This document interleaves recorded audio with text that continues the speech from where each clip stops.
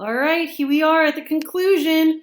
The revolution was going nuts, and I left off with the cliffhanger that they needed to find somebody to save them. Who was it going to be? Da da da da da da da da da da da da da. Napoleon! Napoleon has arrived. All right. So Napoleon is a general, and he is winning a lot of major battlefield victories. In that whole war that's kind of going on, but it's kind of been subdued at this point.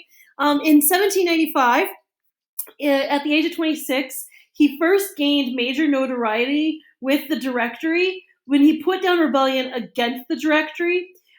This earned him enough respect that he was able to get the right to marry Josephine de Beauharnais, who was a noblewoman with really powerful connections. Using these connections, Napoleon, who I will refer to as Nap, just because it's easier to type, was able to win command of the entire French army.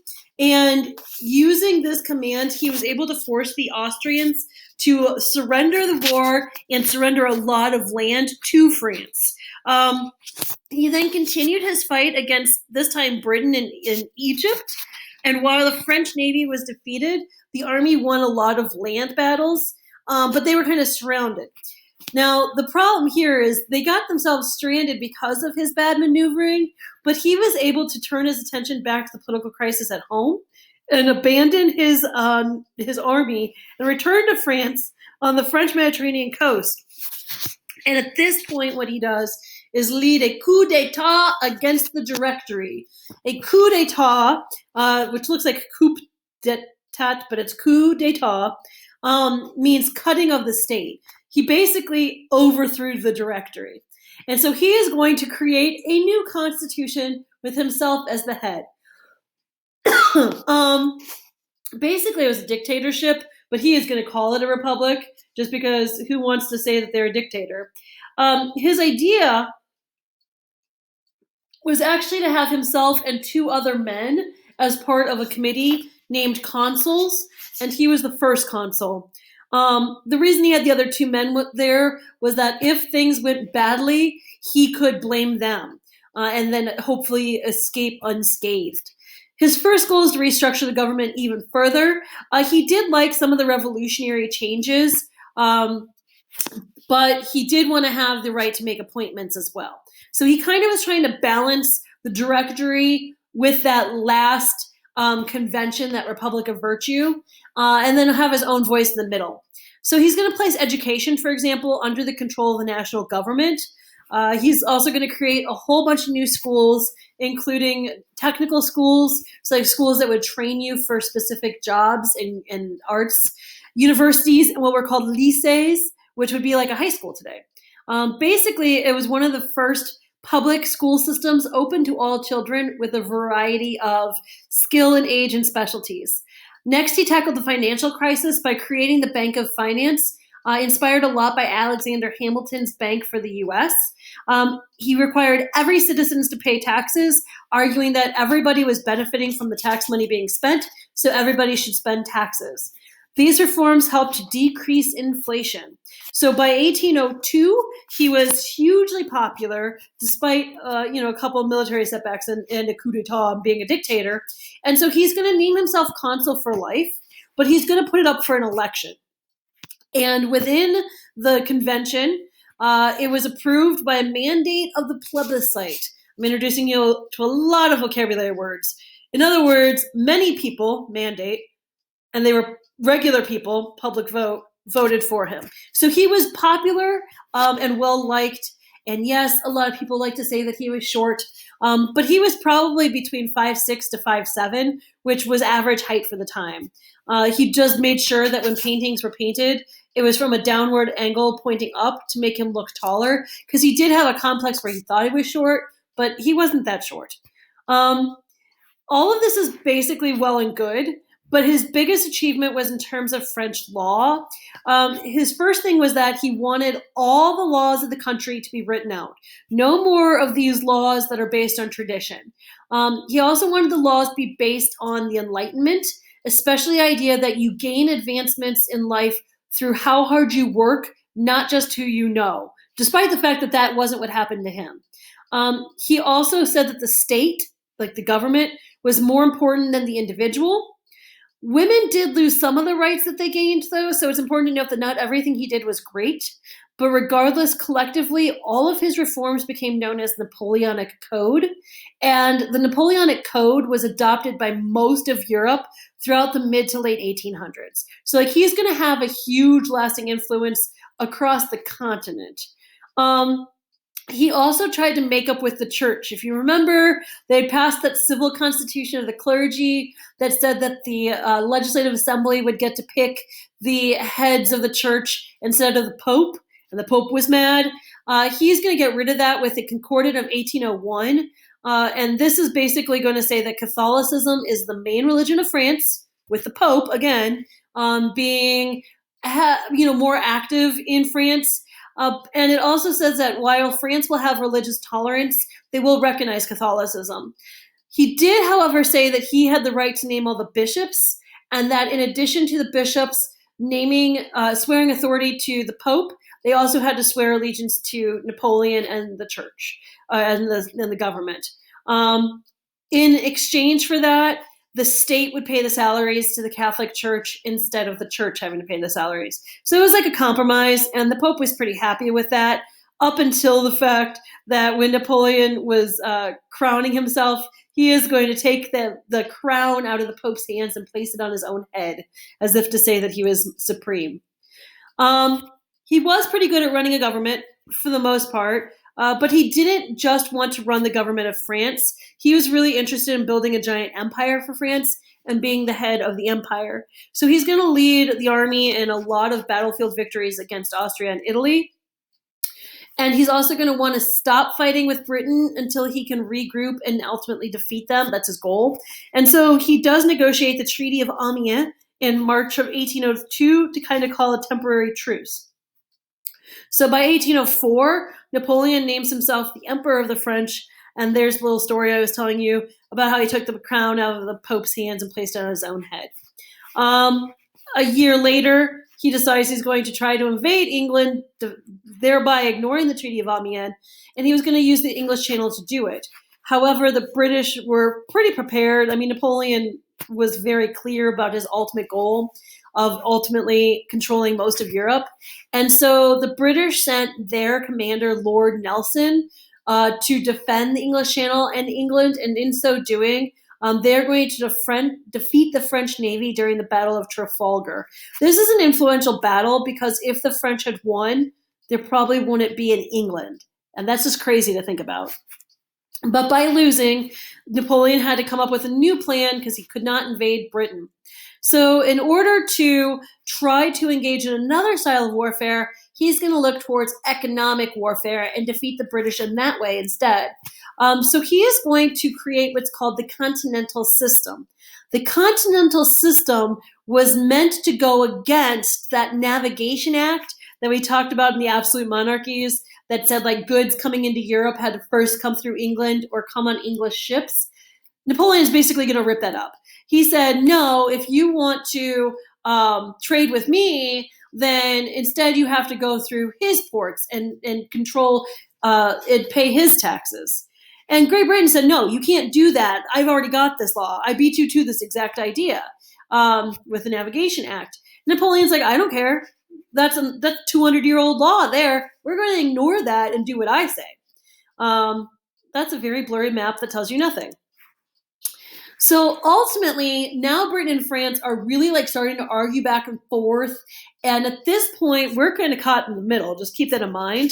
We owed our freedom to France to a certain extent because of their involvement with Lafayette and whatnot. But historically, we were British too. And so when these two countries are fighting and they're like, if you want to trade, you have to trade this way. No, you have to trade this way. We couldn't take a side. So we chose not to. The U.S. decided that we were going to try to stay neutral. Well, both France and England get mad at us that we don't choose their side. And so this war is going to break out. In this case, it's going to be played out between Britain and the United States in what's known as the War of 1812. You'll learn more about that next year. Well, this is the war in which the British actually burned down the White House, right? Like it was a pretty bad war. And a big part of the War of 1812 was because of Britain and France fighting each other. Britain was able, because even though they lost the War of 1812, they had managed to really like distract from the continental system, making it fail. Well, with its failure, the French economic system started to collapse. Nonetheless, Napoleon controlled most of Europe by 1812. As England was off fighting the war against the US, Napoleon was quietly taking over half the continent. He proclaimed himself king of Italy, and then he proclaimed his brother to be king of Naples, and the king of Spain, and his other brother to become king of Holland. So he just started like taking over other smaller European countries and putting family members in charge of them. He also abolished the Holy Roman Empire and created what he called the Confederation of the Rhine. It's the same region that was the Holy Roman Empire. He's just saying, now it's called this, it's not called that. And he was trying to make himself the head of it. So he's basically like, I'm the king of Prussia now.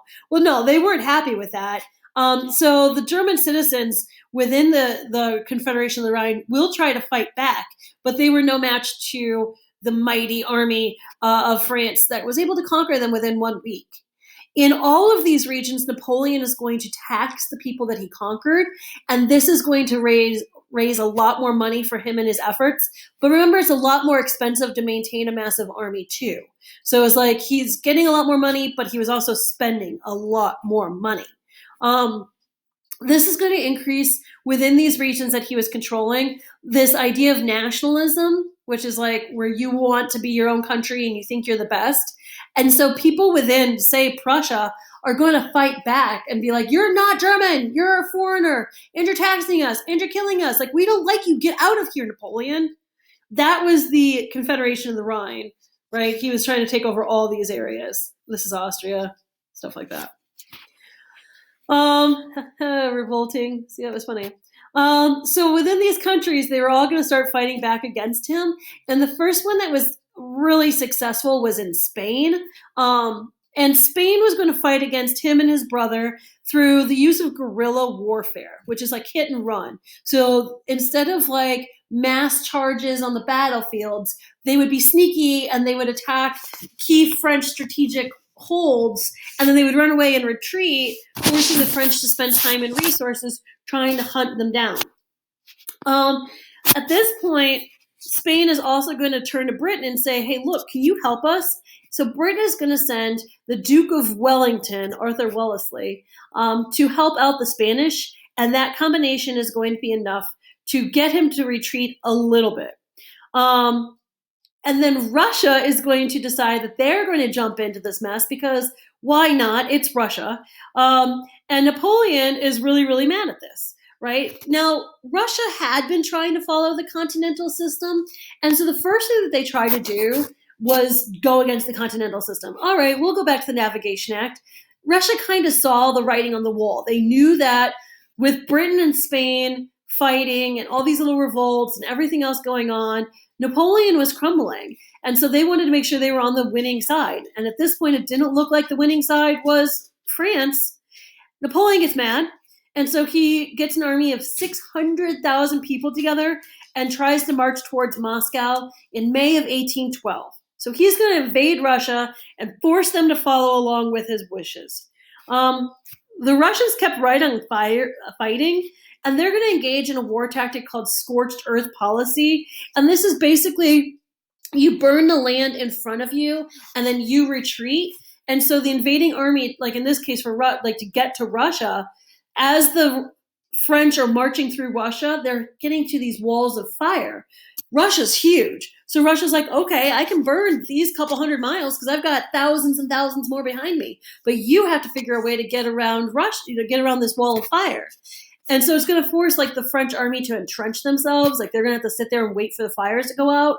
Well, when the fires go out, it messes up the soil temporarily. And so the French can't live off the land. So now they have to wait for supplies to catch up to them. At one point, the French even made it to Moscow, but Moscow also burned down like the next day. Now, we're going to see this happen again, but this is the first time, and this is why Hitler history repeats itself. The Russian winters kicked in at this time. Right, that was in September. September, October, November in Russia is like frightfully cold. And Napoleon had sent his troops in, right? They had left in the summer, so they weren't prepared for the Russian winters. The Russians were prepared for the Russian winters, but the French army was not. And Napoleon delayed in retreating them. As a result, a lot of the soldiers are going to freeze to death, and the others are going to be so badly weakened that the Russians are able to easily conquer them. This is going to happen again with Hitler in World War II. So kind of keep that in mind. Hitler was obsessed with Napoleon. He studied Napoleon, but he didn't study him well enough. Once Russia defeated France, the other nations that were already fighting against France teamed up against Napoleon, specifically Russia and Prussia, Austria, Saxony, and a whole bunch of other places. And they are ultimately able to get Napoleon to surrender in October of 1813. By March of 1814, he had started to go back towards Paris, and these other armies make it to Paris, and they make Napoleon, as part of his surrender, abdicate his throne, and they're actually going to exile him for a little bit. And they said that no, the new leader of France is going to be Louis the 18th. The brother of the king who had his head chopped off is now going to be in charge of France. So he just went through all of this to get the Bourbon family back on the throne. Napoleon is exiled to Elba, which is an island off the coast of Italy. The borders of France were restored to those of 1792. But Napoleon would not give up. A good general does not give up without a fight. So on March 1st, 1815, he sneaks back into the country and starts gathering support again. And many of Louis's own troops deserted Louis for Napoleon. And Napoleon is able to regain his rule, essentially, in what became known as 100 days. So he was like exiled to this other thing. The Bourbons come to power. Everybody's like, what the heck did we just do all this fighting for the past 30 years? Napoleon sneaks back and takes the power back again. But he made a very public announcement that, I know I'm back in charge because, well, I say that I am, but don't worry, I don't want any more territory. Nobody believed him, right? Nobody trusted him. They knew he was just lying. And so all these other countries, Prussia, Great Britain, and Netherlands in particular, decide to swarm to France, and Napoleon sends out his army to stop them. So once again, we're going to have this massive battle that's going to take place. This battle is going to happen in the Belgian city of Waterloo. Very, very, very, very famous, Waterloo. The Battle of Waterloo is in June of 1815, and the French lost big time. Napoleon, he did a lot of tactical mistakes, and he underestimated his enemies. He wasn't really prepared for this battle, and he, as a result, was arrested, and he was put under house arrest on the island of St. Helena, and this time, like, he was guarded, and he had a doctor with him. He may have had stomach cancer around this time, and he wound up dying in 1821, although there are conspiracy theories that he was slowly poisoned to death. But he did not die in vain. His legacy continues, especially in terms of the Napoleonic Code. Plus, the French were not going to forget their momentary taste of freedom from an absolute monarchy. That's the battle map that you can't see because it's so pixelated for the Battle of Waterloo. Now what? Now what's going to happen to France? This is utter chaos. This whole chapter has been utter chaos. The monarchs of the other European nations decided that they needed to step in. They needed to tell France what was up. And so from 1814 to 1815, a whole bunch of European delegates are going to meet in Vienna, Austria, during what's called the Concert of Europe and the Congress of Vienna. Like, it's the same type of thing. And their overall goal is to restore order and stability in Europe, particularly France, after nearly 25 years of war. The main work is going to be done by Britain's Lord Robert Castlereagh, Russia's Alexander I, and then, because it's in Austria, Austrian Prince Clemens von Metternich. The French were represented under Maurice de Talleyrand. And the ideas was that there were going to be these three guiding forces, basically, throughout Europe. compensation, so all countries had to be repaid for the expenses that they had incurred while fighting the French, legitimacy, so restoring to power the royal families who had ruled before Napoleon, and then balance of power, make it so that no other countries could dominate continental Europe ever again. Obviously, that failed miserably. Oh, hey, look, there you are. I'm sarcastic. So they're going to redraw the map of Europe. Basically, they're going to take the map and say, all right, this is what France has now, but before Napoleon, so back in 1790s, who had what? All right, you get that back. France was forced to pay a large indemnity, which is like a compensation. And so they gave a lot of money to these other European countries, and then the other European countries in turn used that money to like kind of buy some of the land, because the goal wasn't bankrupt France, because they knew that would just cause even more chaos. But Prussia and Russia were going to take over some French lands. Great Britain and Austria are kind of scared of Prussia at this point, so they're going to form, this is where all the European countries are going to start making these alliances. So at this point, France, Great Britain, and Austria, they're all going to form alliances with each other. These alliances are going to become very, very important in a couple of chapters. Just keep in mind that it doesn't cause a war yet, but it will contribute to a war in about 100 years. Russia receives Poland, again, in 100 years, that's important. To stabilize the governments, Metternich really believed in the divine right monarchy. He wanted to go back to, like, if you were royal, then royalty rules. And so as a result, the monarchies who had ruled in the European nations were restored to power, including the Bourbon family in France. So again, their whole goal of the French Revolution, when they stormed the Bastille in 1789, was to get rid of the Bourbon family. And here we are in 1815, and the Bourbons are back. Now, you also had to punish France. And so, like I said, they lost land. There was the creation of a bunch of buffer states. Other random things that happen is the Netherlands are going to be united into one country called the Netherlands. And Germany is going to kind of start to restructure, eventually becoming modern Germany. Switzerland is going to be created. They had been around, but then they had kind of been gobbled up, but they were recreated. Piedmont and Sardinia are united. The whole thing is new countries, lots of new countries. Most of the diplomats who did the work at this Congress of Vienna, they were considered reactionaries because they were reacting to what had happened in the past. They would today be considered fairly conservative. They wanted to go back to how things were, conserve the old ways. They hate liberalism, which is, more democratic and Enlightenment type of reforms. But they did also hate nationalism to a certain extent. They wanted you to be proud of your country as long as your country was the same thing as the king. If you identified yourself as a country that was separate from your king, that was bad. And so they only took into consideration the feelings of the monarchs and not of the people living in those new nations. Again, this is a blurry map. I am bad at finding maps, I'm sorry. But not being completely stupid, they did start realizing like they need to continue to prevent future wars.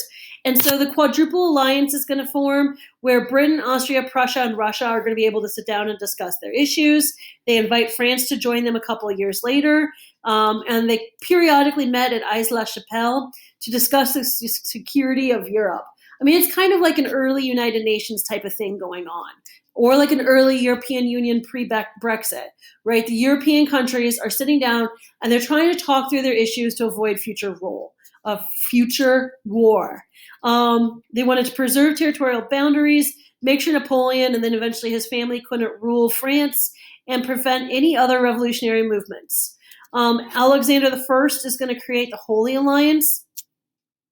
And everybody is going to join the Holy Alliance except for Britain, just because it would conflict with their separation of church and state type of constitution. The whole point is that these countries of Europe are trying to look really hard to make sure that what happened in France can't happen again.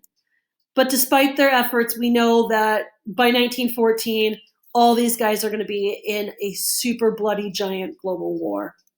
The Concert of Europe was under the leadership of Metternich. Again, it's 30 years of meetings with European countries to try to fight against, the revolutionary ideas.